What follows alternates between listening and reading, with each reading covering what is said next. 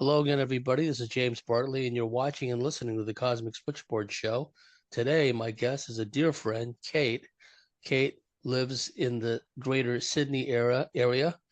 She's a dear friend of mine. She's a fellow investigator, and she has an interesting perspective on a lot of the things that we talk about on the show, both at a surface level as well as an expanded cosmic multidimensional perspective. So without any further ado, Kate, welcome to the Cosmic Switchboard Show.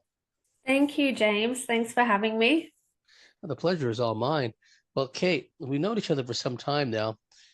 Before we get started, I just want to say it looks like Donald Trump won the election in America, and for what it's worth, I'm relieved about that. It's better to have Yes. him in there than to have these crazed leftist communists and having to see these whack job spokespeople for the Biden White House, et cetera, for another 4 years. So hopefully enough people will come into the administration and eject a lot of the crazed leftist Bolsheviks that are currently in all these bureaucracies and all these federal agencies, move them out and put real soul embodied humans in their place.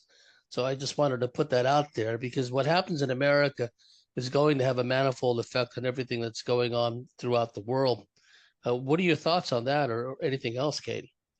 I am relieved that Trump has won. I've also been a little bit scared because of the cheating and what they'll do over the next couple of days. But no, I'm relieved. I would definitely have been voting for Trump if I was a US citizen, that's for sure. And it remains to be seen what's going to happen for political people that have any class and decency, which the Democrats don't have. They would have a conciliatory speech. Trump is our president. Let's follow him. Let's, reconcile. Let's put all our differences aside, etc. I don't expect anything like that from the Democrats. In fact, if anything, hate to be sounding glass half full here, but it's quite possible that the demon rats will, instead of encouraging people to come together, they may put out a call to arms, so to speak. But at any rate, it's better to have Trump and the Republicans in there because there will still be false flags. There will still be deep state Mm. activity. Hopefully, we can avoid an expansion of these wars. But like you said, I'm relieved that these whack jobs are not in. I think I read that Kamala was already throwing tantrums and refusing to come out and address her crowd. Yeah, So the that's not surprising, or she's, cardboard cutout crowd of backstage about drunk. 12 people. A cardboard Yeah, cutout crowd of about 12 people. It's yeah. it's insane. What we've seen in the last 4 years. It's clear with the benefit of hindsight being 2020, they stole the election, and that enabled the rollout, the lockdowns, the masking up, the social distancing.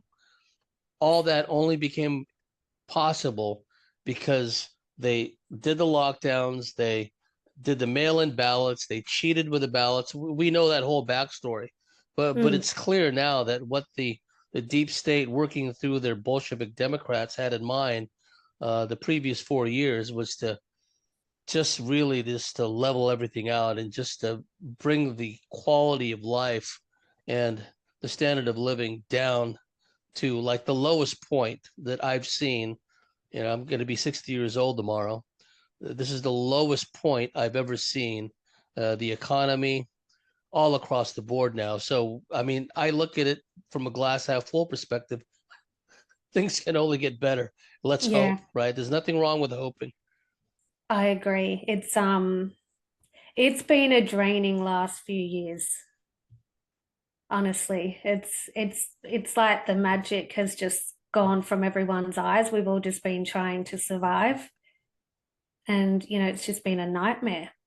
I've always looked at politics because I'm still not I have my concerns. I definitely like Trump. I liked Trump before he was president. So that's not the issue. I do have my concerns around politics all the time, but the way I've always looked at it is the best person won, the best team won. And as long as they get us over the hump and a little bit further ahead, I don't know. I would like to see it, but I don't know if there's one person that can take us all the way to the finish line. And that's okay as long as we keep getting further and further towards, being free of this cabal and the situation that we've been living under, because it's just been hell on earth. It's been draining. It really Yeah. has been. And the uncertainty, the anxiety, of course, not all of that is not just going to go away because Trump is president, but Yeah. at least we won't have the in your face lunacy, Luciferian. It'll still be there. They're still going to push that, the deep state will, but it will not be, I would like to think, not as normalized, because what we've seen, Kate, is all the monsters of the id, all the monsters of the subconscious, all the monsters of the nether dimensions, they came out in full blossom Yeah. in the time of the Democrats. Every kind of scary, sadistic clown world, nightmarish vision that we have was put into our faces and imposed upon us. And that was not just the deep state talking, that was this dark Luciferian demiurge element. And I'd like, from your perspective, because you've lived in places like Sydney, big metropolitan place, King's Cross, that whole nightlife, mafia kind of underbelly kind of cabal, and how it's actually the outward facade of this whole reptilian overlordship that we've been talking about. Uh, Tell us from your perspective just what you've seen as far as this multi-headed hydra, this reptilian Luciferian uh, manifestation, how it's played out in the last several years, and what you see of it going forward. Yeah, well, I'll just start with a bit of my background, so that people know where I actually come from, who I am. So I was raised in the spiritualist churches from the age of 4, and spiritualism was an actual religion. I think it still is in England. My mum was a member of the spiritualist churches, and she used to take me when I was quite young. Spiritualism was before New Age. New Age is sort of like a commercial spin-off. But spiritualism was about mediumship and developing psychic abilities, giving proof of survival after death. So, we would go to church and we would have, there would be a part in the church where they had a 10-minute healing meditation, and the healers in the church would come and lay their hands on people who were sick or something was wrong.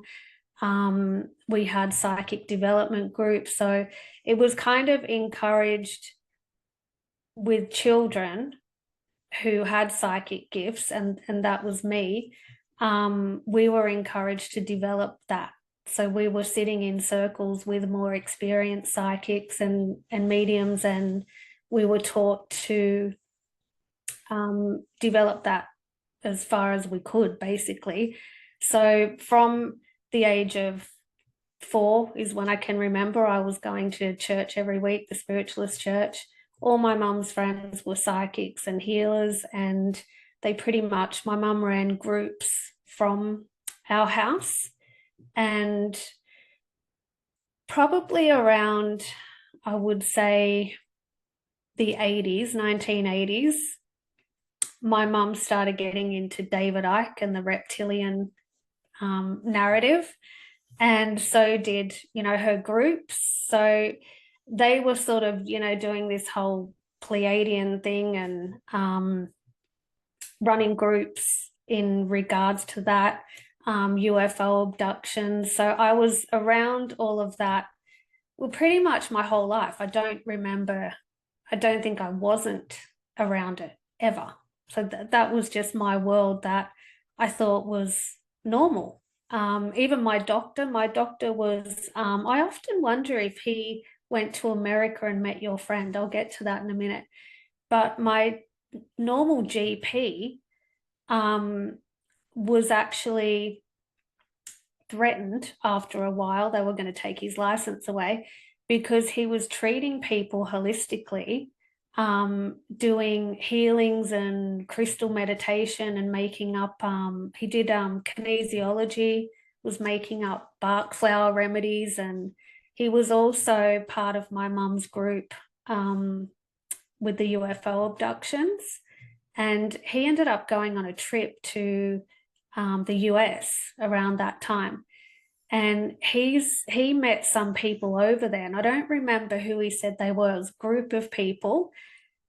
And that's when he came back with all the reptilian stuff and the UFO abductions. He sort of got even more into that. So I often wonder if he somehow connected with Barbara Bartholic and your sort of crowd at the time, because he pretty much came back full on into all of exactly the same sort of thing. How my mum met him is my mum was also a Tai Chi instructor. So she was part of a big Chinese Tai Chi and martial arts academy. So from the age of, I would have only been probably 5 or 6, I had the spiritual teachings that I was getting at the Spiritualist church. And then I also had the Eastern philosophy because I was around the Chinese people all the time. So because I was the youngest, I went everywhere with my mum, and I had to go when she taught classes, and I had to go to big conventions they had with the academy. So I was around all these Chinese masters, you know, these 90-year-old masters that were doing the 1-inch punch. And of course, Chinese people love the little white girl. So I was fussed over, and I just thought, you know, they were amazing. And I learnt a lot from them in that respect as well. So I had these 2 different spiritual avenues that I was kind of learning alongside each other. And so that was pretty much my background. And I was very psychic as a child, and it was very encouraged. I had, you know, dreams of plane crashes, and then it would happen and things like that. But I always knew when something was going to happen. I was very sensitive, very shy. I could hardly even, I hated school because I didn't like to be singled out. You know, when the teacher says, oh, who's got the answer to this? Kate. I would be like down the back like this. So I started pretending I was sick all the time so I didn't have to go to school. But yeah, I just pretty much stayed home. I spent a lot of time on my own talking to spirits. You know, my mum had 2 jobs. She would work in the day, and then she'd go out and teach Tai Chi at night in her classes. So I would be at home speaking to ghosts. That's pretty much what I did, was spoke to spirits. And yeah, so just to set the background, that was pretty much my life. I was a very sensitive person. And obviously when I got to teenager, I didn't want to be that way.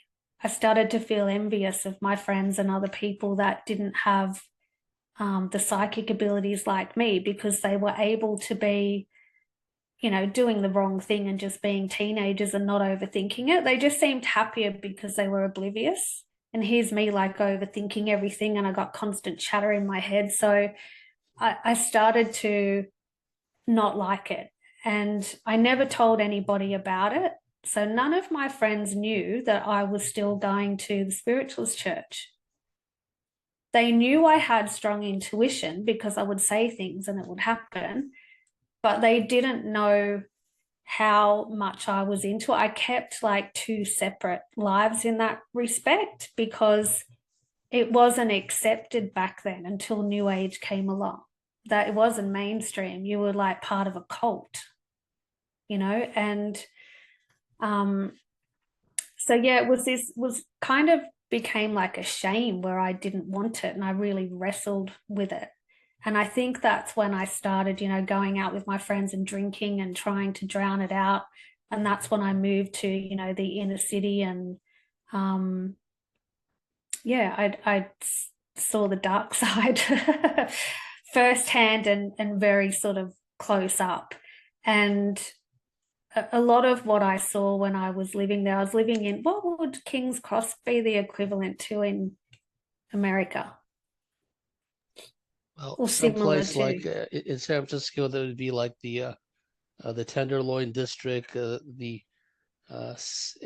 New York, it would be like Times Square kind of place, just a Yeah. nightlife kind of place where people Yeah. would go So and party. And it was open 24 hours. So that's what attracted young people is, you know, it just never closed. Um, so, you know, when I was living there, I met a lot of rich people, to be honest, a lot of people with money. And they were the ones that were more into dark things, more so than, you know, someone from a lower socioeconomic area. And that surprised me. So you know, I would meet people there and you just get this sense that they were like snarling vultures. And I think I've told you about this before, that there were some things going on with where I think they use sex magic and they have these sex parties as well in these elite circles. it's all in the Um, news now with the Diddy freak out parties and what have you. This yeah, is in a way, it's like a Sydney Australian version of that. that's right. Yeah. Yeah. But it's not it's just a lot of rich people that you wouldn't, you know,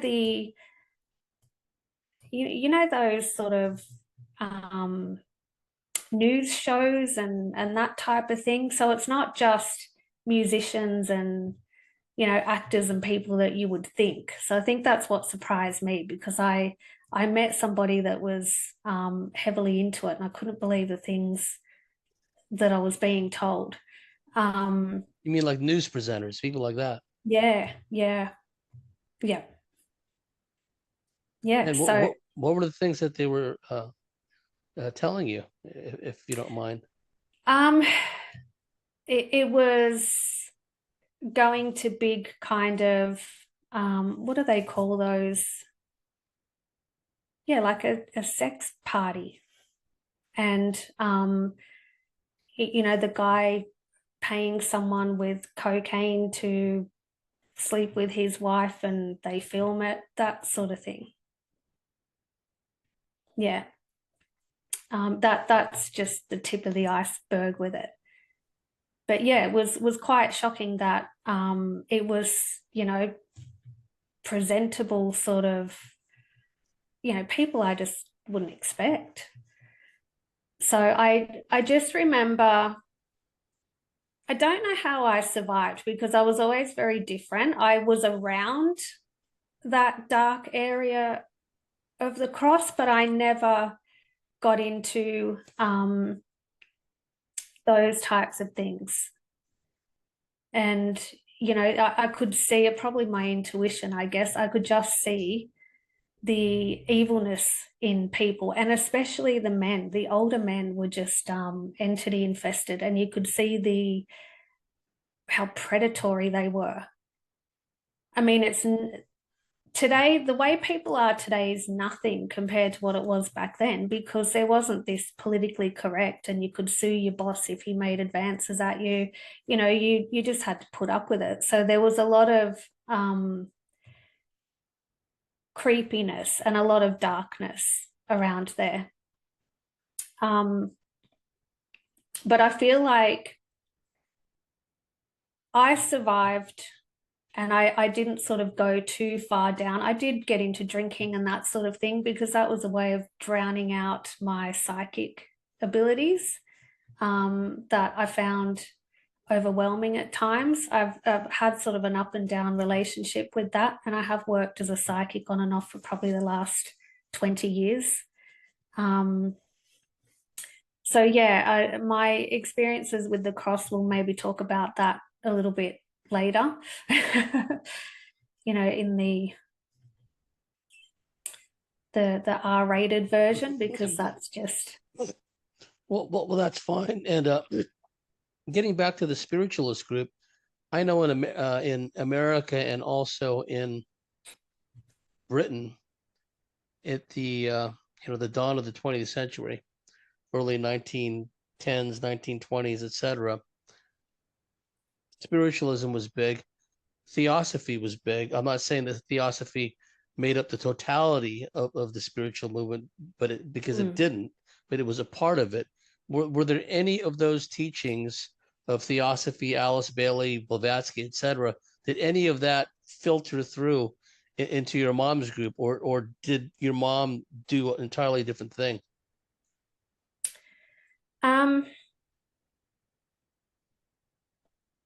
I think there were. No, I don't think so. Not that I can recall. Believe it or not, my mum was very much believed in Jesus. And I know she used to, at our church, it was all denominations were welcome. So you could be a Christian and you were welcome. And a lot of the readings that they would do would sometimes be out of the Bible. They would be, about Jesus and things like that. So they weren't Christians, but they weren't anti-Christian. And I think what happened was, when New Age hit around the sort of 80s, 90s, with Louise Hay's and her publishing label made that huge, it attracted a lot of entrepreneurs. So a lot of businessmen and corporate people, because they saw money in it. You could write a self-help book and make money and that sort of thing. I remember So when Shirley MacLaine's book came out on a Limb. It was just, and then in the heels of that, a little later, you got the Celestine prophecies and etc. So yeah, definitely. Please continue. And it just turned into big business, and it attracted a whole different load of people. I've always felt like, don't get me wrong, at the time I was so excited because I'd been in this hidden cult my whole life, and now it was cool, everyone was wanting to get into it. And so I was excited around that age as a, sort of young teenager, young adult, because it was finally out in the open, so I thought. But the more I went through it, and the more people I met, and I worked as a psychic, so I met other people in the business as well. The more I went through it, the more I started to realize it was a bit of a psyop. And I started to see it as, not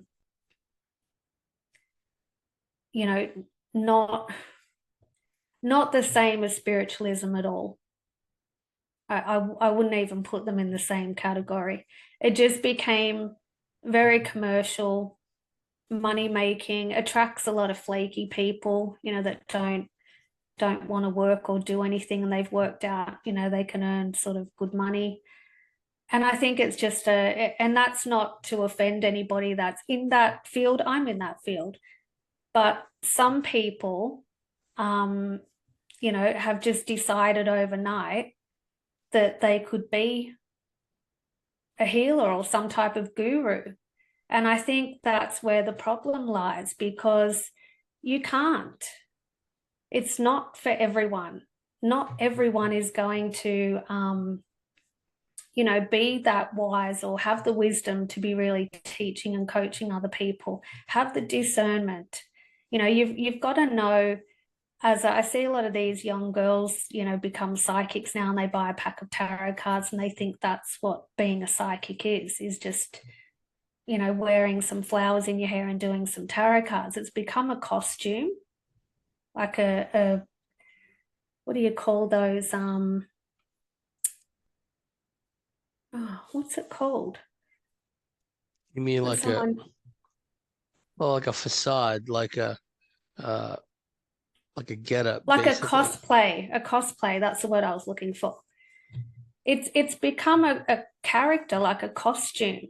And I remember when I was working as a psychic, and I'd been a psychic my whole life, and people would walk in, especially men, and they'd go, "Ugh, you don't look like a psychic."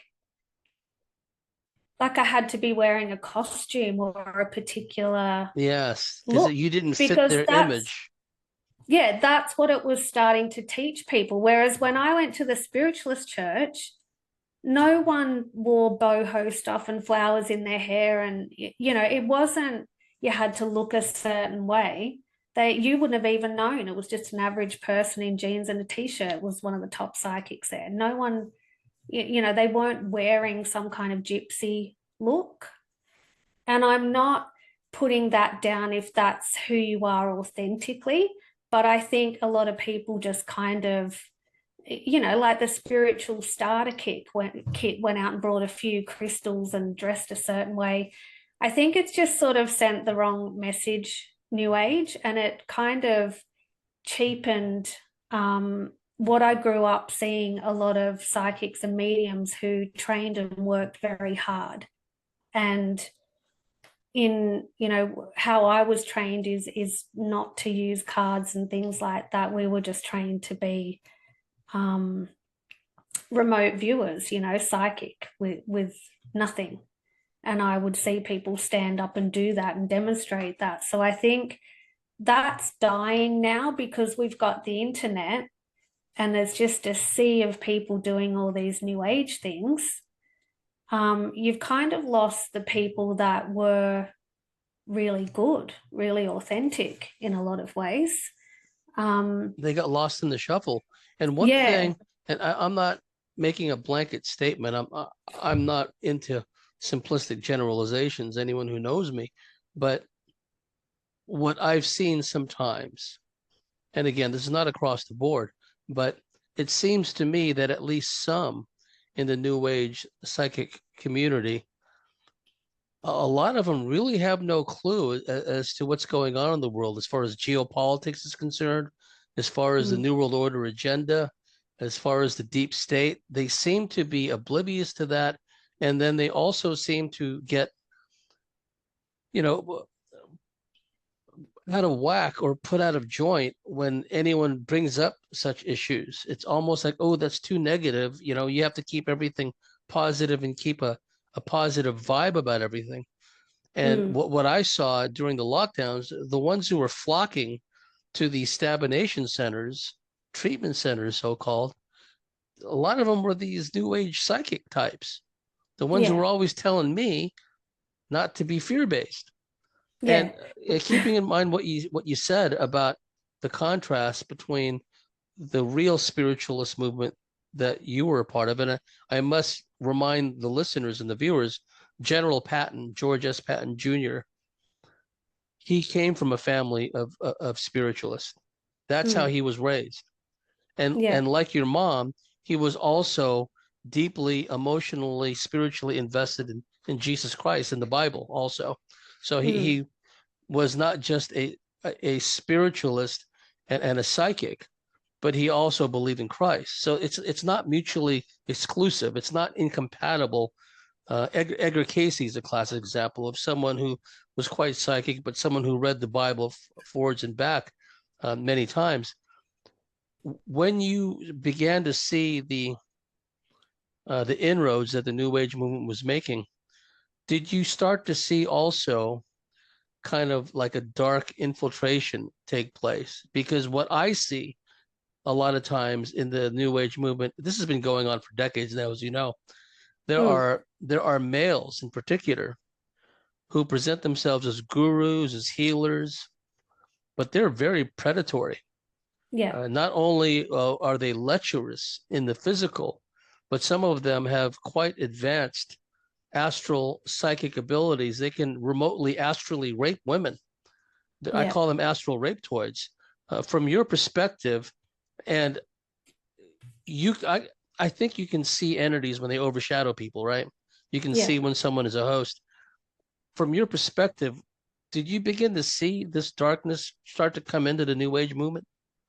Yeah. So what I was saying before, where I'm convinced it's a psyop, is because if you notice, spiritualism, and when I tell people I'm a psychic, I think I was on a show a couple of years back, and I remember some of her listeners, when they found out she was going to have a psychic on the show, said they're not going to watch because they're Christians and they don't agree with it. And I thought, yeah, okay, that's fair enough. I understand. But like I said, we used to read from the Bible and pray to Jesus and things like that. What they're thinking of is New Age was the one that stamped out Jesus. If you think about it, everything became the universe. So they weren't praying to God. Was I'm going to ask the universe. The Or just to universe, interject for a second, Christ consciousness, which became a yes, whole other thing entirely. yeah. Oh, he became a Pleiadian that was driving a spaceship or something in a lot of areas too. So I think it's, to me, that's when I noticed a darkness come over. Don't get me wrong, there were some creepy men that used to get into the spiritualist movement as well. And ironically, they were always healers that wanted to touch you and, you know, do their magic. But for the most part, most of them were quite harmless. Like I said, the really predatory behavior I saw come in with New Age because it attracted a lot of entrepreneurs.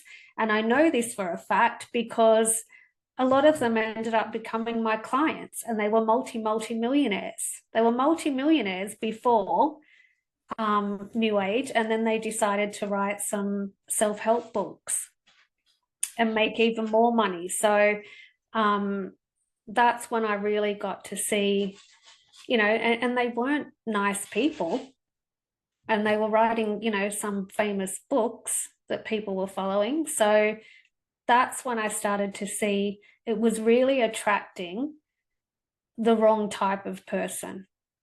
And I saw, especially in women, I'm not even going to sugarcoat this, I probably saw the most evil entity infested in other women while being in New Age, because I worked in some New Age shops, and I worked doing sort of retreats and, things like that.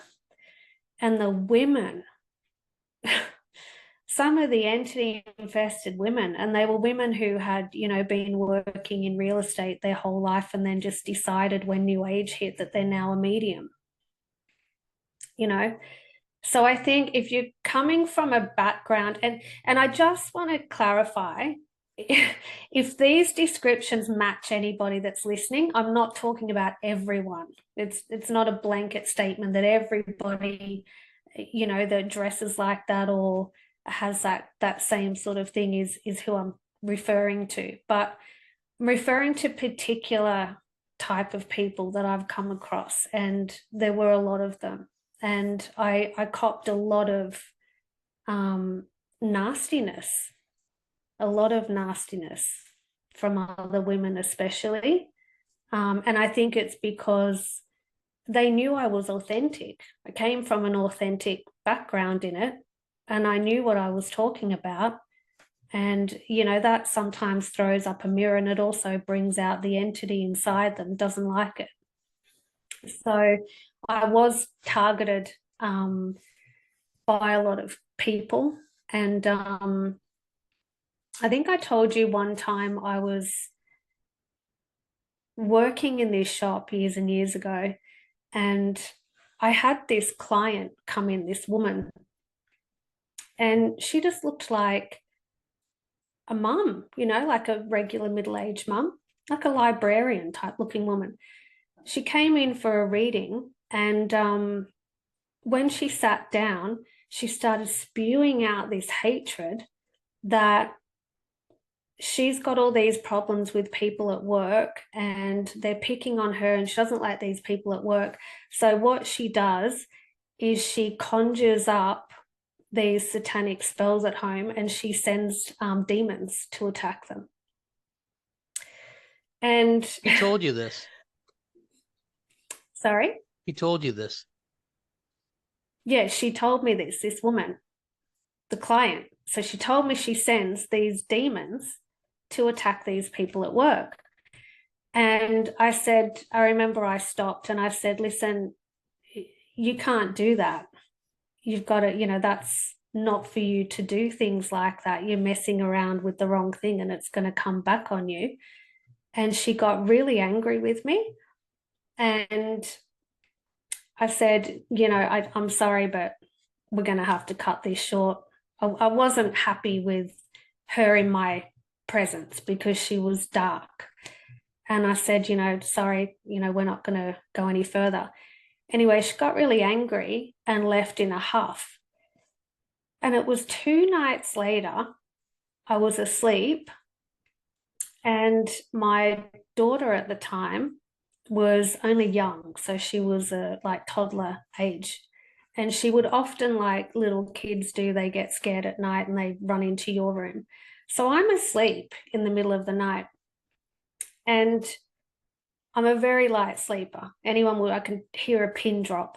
Anyway, I felt this presence next to the bed, like someone standing there, and it felt quite small, like a small child. So being half asleep, I've pulled the covers over thinking it was my daughter, and I've pulled the cover over to let her in.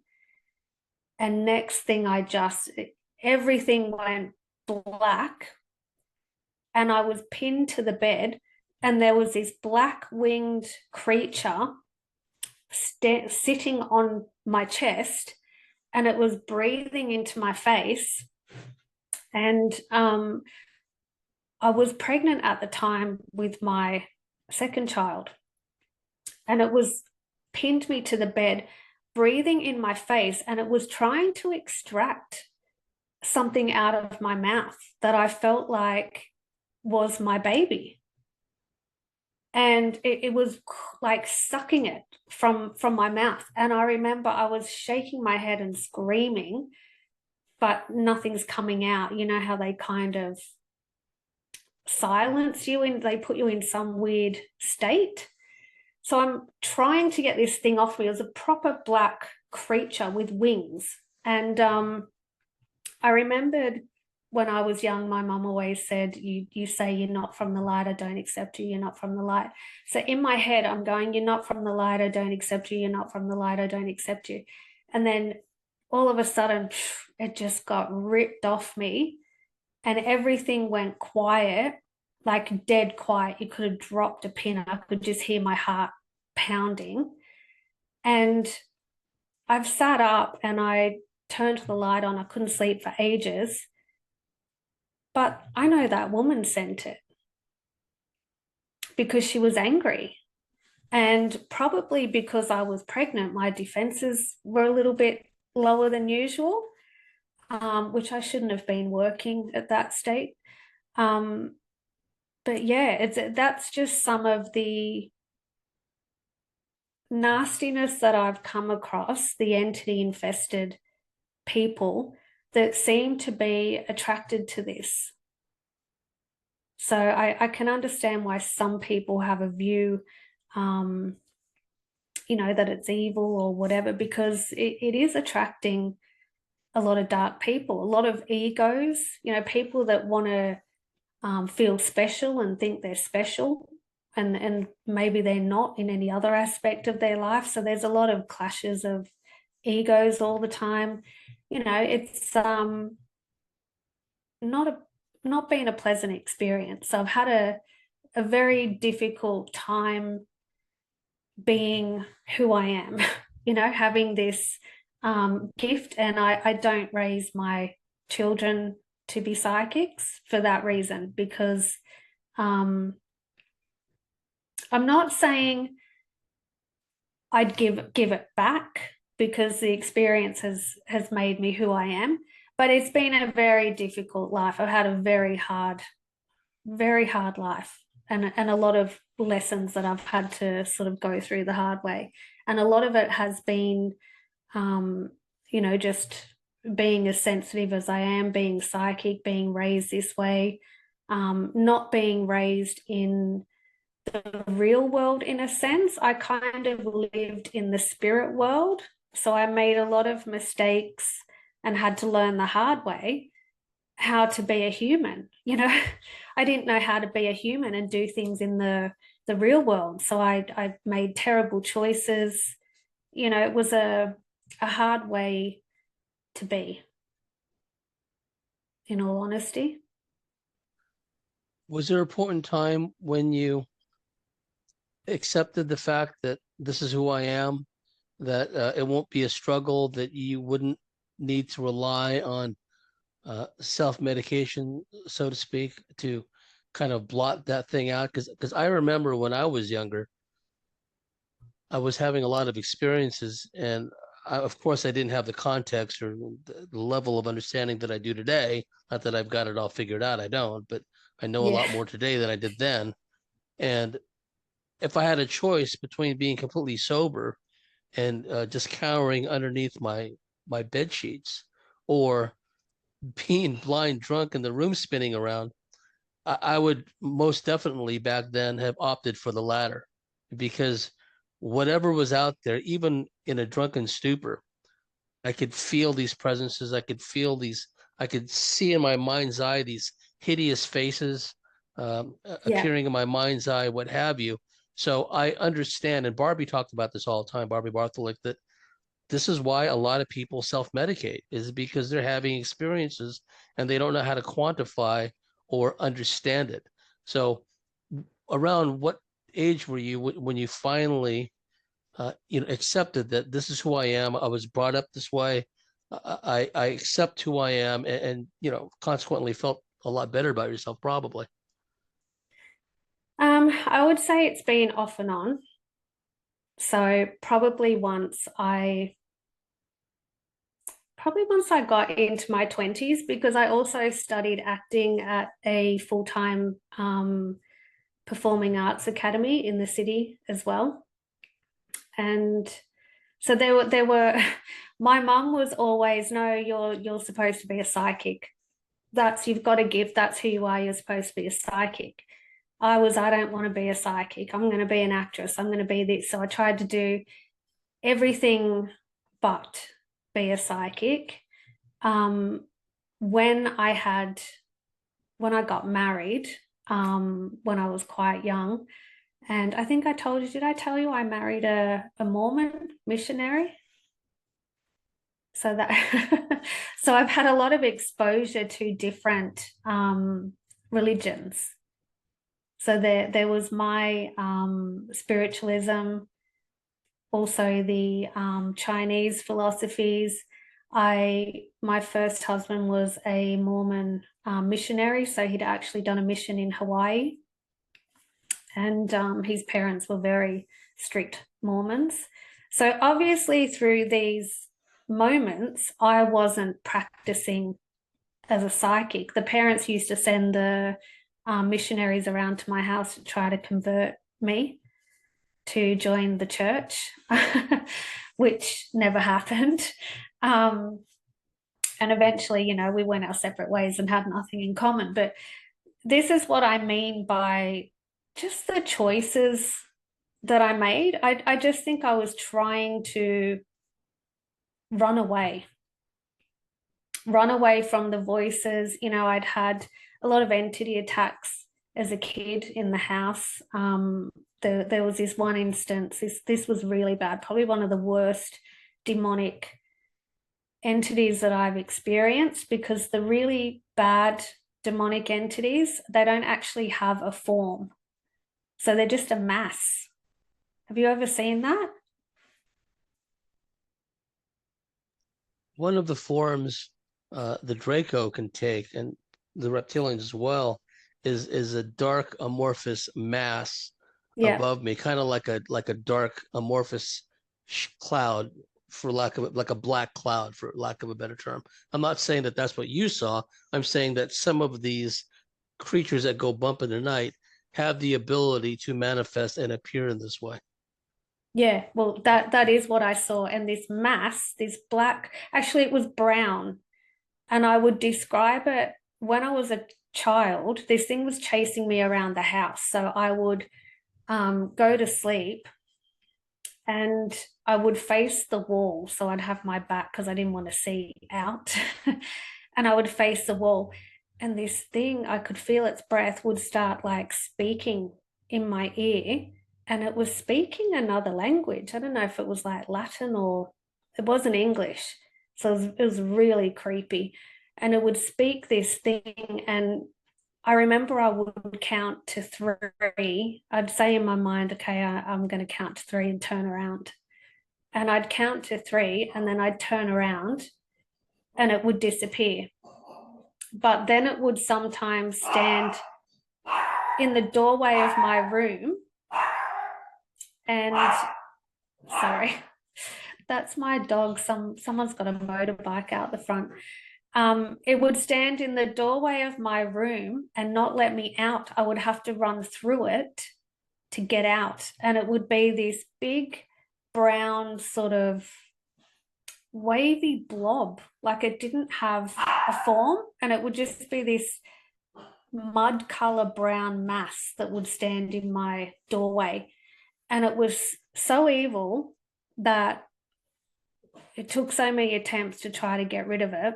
My mum had to get, friends of hers, other psychics that had to come and try to cleanse it out.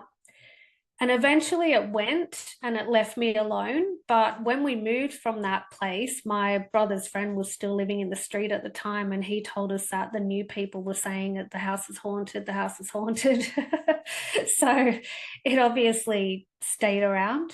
But yeah, I just had so many dark attacks and encounters. I think when I became okay with who I am and things started to settle down, I would probably say when I had children, I became a lot more still. I wasn't as restless. And that's when I started to embrace, okay, this isn't just something you want to do. It's not a career. This is actually who you are. You don't know any different.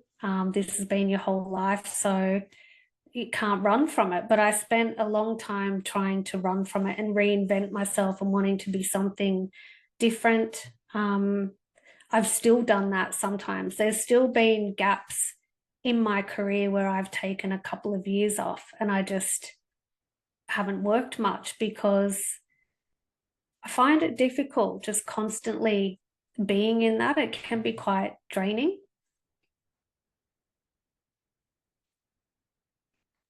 Well, that's good, because what happens with some psychics and mediums is either they have some kind of chronic illness or some kind of debilitating injury, or they hadn't fully or were not aware of the importance of putting up strong energetic shields, strong auric shields. Because I bring this up because I've known some psychics who've done readings over the years, and they wound up becoming very sick. And it Yeah. seemed to me that they may have taken on board some of that negative energy, because, as you know, nature abhors a vacuum. Supernatural nature really tries to rush in and fill the void. Whenever there's a break or a crack in someone's auric shield, they're going to kind of come in, try to. Yeah. Yeah, that's absolutely right. In the time we got left in this first segment, it's been a fascinating discussion, and thank you for taking us on this journey with you.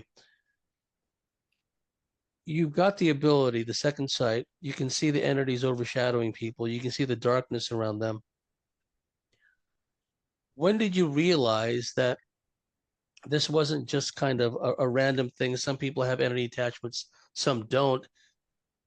When did it dawn on you that this was like a global phenomenon, that the mankind itself seemed to be under some kind of predatory, demonic, evil attack. And also, since the rollout of the treatment, so-called, have you noticed an increase in people? They've been described variously as NPCs, what have you, but I'm seeing across the board more and more people just absolutely losing their shit and just going crazy and just being completely entity infested. So it's kind of a two-part question. When did it dawn on you that this is a global phenomenon, that mankind is under attack, and this is spiritual warfare we're involved in? And secondly, what's your perception of the masses since the rollouts the last few years?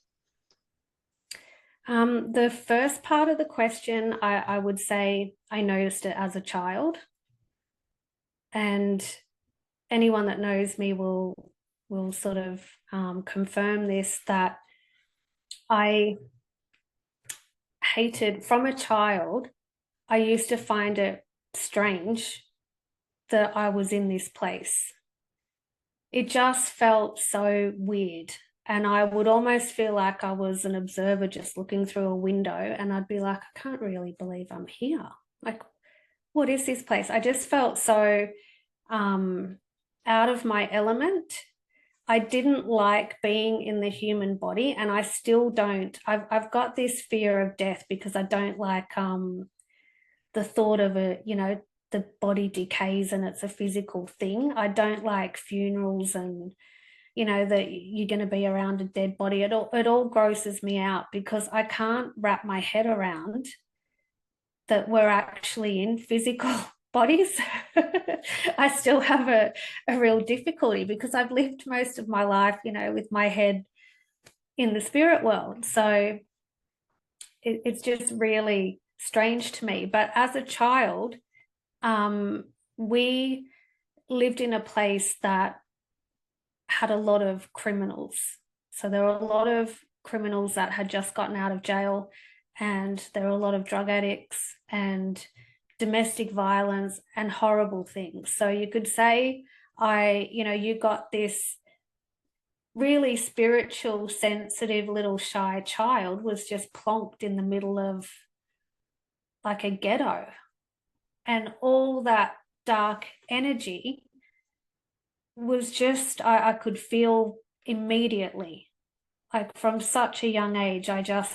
It's probably where I learned to read people even better. Like where I did my training was in the front line of the trenches, because they were criminals, murderers, rapists. We had pedophiles driving around all the time. I got followed home from the shop, around that time our parents would make us go to the shop and buy milk and bread and things like that. So I got to become aware. My senses became even sharper because I knew, oh, that man's following me. I saw his car go around before. And then I would, cross the road, and he would drive this way really slow and be looking. My friend and I one night, actually the friend that I saw the big mothership UFO with, we were walking to her house late at night, and a car came around, pulled up in front of us, put the high beams on so we couldn't see. We were like blinded like this. And my friend was lucky enough to see, he opened the door and got out. So he was going to try to drag us in the car while we were being blinded by these lights. And it just so happens, because we were young and fit, we were able to run up this really steep hill. He tried to chase us and couldn't catch us. So he was like puffing out and couldn't sort of keep up, and we kept running as fast as we could all the way home. But these things happened all the time. So I was very aware of probably more darkness than good in the world. I came across more entity-infested people than not. And, that's a horrible thing, but that was from, when I was young enough to know. It was just dark people, you know, and my brother and sister were kidnapped. They were held captive by this man when we were young. Terrible things happened. So the entity infested presence, I don't remember not seeing that. That was like from the minute I opened my eyes, I feel like I recognized that. I could just see that in people, and they were very predatory. So to answer your question on that, it was probably always. I think as I've gotten older, I tried to look for more good because I saw so much dark. With the second part of, you know, what happened the last few years, absolutely people are not the same. And I know people personally in my family who are not the same, that I used to be close to. And one thing I noticed myself, all the trauma and the things that I've been through growing up over the years, when I'm going through that, and a lot of people this happens to, if you were, you know, going through some sort of grief, heavy grief period, your senses become really heightened. So you're on edge about everything, and that includes your psychic abilities as well. So even when you're going through trauma, and that's why they like to keep us in a state of trauma, because your psychic abilities will actually be really high. The problem is you won't be able to control it like you can if you're a trained psychic. So if you're in a good place and you're a trained psychic, your psychic abilities will be quite high. If you're not in a good place, even as a trained psychic, your psychic abilities are really high. They shoot through the roof because everything's raw. You just got this raw emotion of everything, but it's chaotic, and it almost makes you feel like you're going crazy. There's a chaos to it. So it can't be controlled and contained. It'll eventually wear you out. So what I noticed with the last few years is all of that trauma that we went through, I felt numb. I felt like my abilities were shut down, like someone had put a blanket over me. And that's why I gave the background with the traumatic things I've been through in the past, even when I was going through the most stressful thing that you could imagine as a person. My psychic abilities were through the roof. I felt so sensitive, like it was all heightened. I was sensitive to everything. Didn't get that the last few years. And I feel like they've done something, like they've almost put this blanket over all of us. And it's not just the ones who have taken, you know, the stabs. It's everybody. Even if you didn't, there was some type of attack that we've all been under. We haven't actually escaped it, whether you got it or not. And there's just been this heavy darkness that I feel is kind of lifting a little bit now recently. But it's not, I still don't feel as heightened as I used to. There's something's lost. Something's definitely changed, put us on a different timeline. And, you know, that's why I was praying and hoping that Trump did actually get in, because I'm hoping we can turn this ship around and get it back, because they did something to all of us that numbed our senses. They're not the same. They're not as bad as, you know, the ones who went that step further. I don't even know who half of those people are anymore, but they're definitely not the same, not the people that I know. And it's quite sad. So something is taking over them, and people are almost acting like they're being remotely controlled by a lunatic. It's like they can just, you know, detonate someone at a certain point to do something. They've lost control of their own mind. like their ability to think and make their own choices. They're now being controlled by something higher. And I feel like when I say remote controlled, like a robot, because I feel like that's what they're becoming, you know, in a lot of ways. Highly emotive, emotionally overwrought robots, but robots nonetheless. Yeah. High anxiety, stressed out, poor impulse control. This system, this Luciferian system, has made it cool and chic and trendy to be emotionally overwrought. It's so people think that's a way to express themselves. The things like class and decorum and moral compass, that's all gone out the window.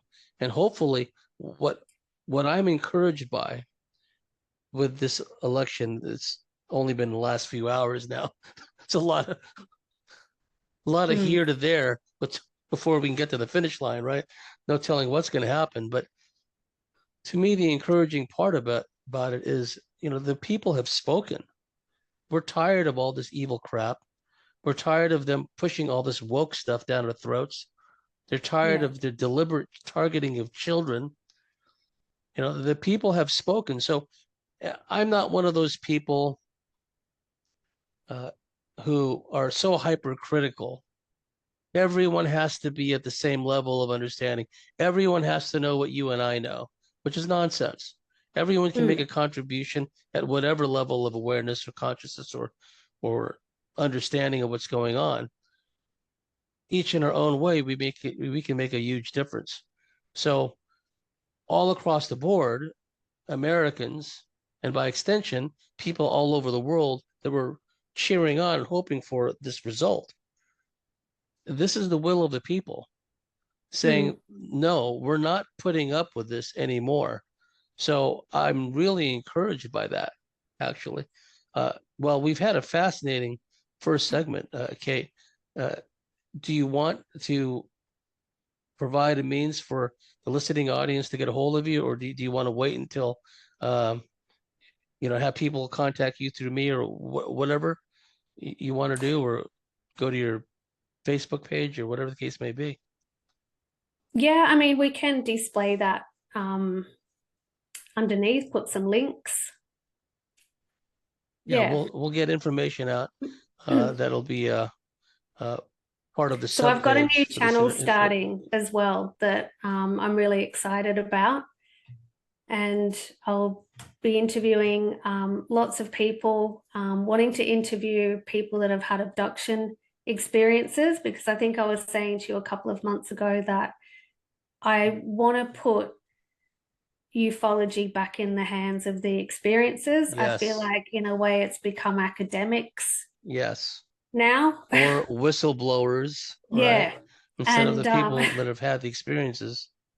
Yeah, I want to hear again from real people that are having experiences, because that was really the crux of it before, and it's now it's just disclosure and lights in the sky, and which I find it just bores. Look at the hit piece Netflix just did against Linda Napolitano.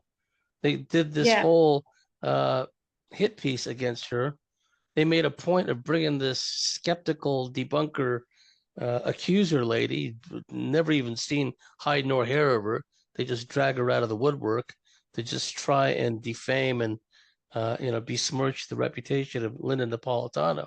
And Linda Napolitano, just one of many other people who claim to have had experiences. I mean, in the overall scheme of things, it's not even unique what she went through, right?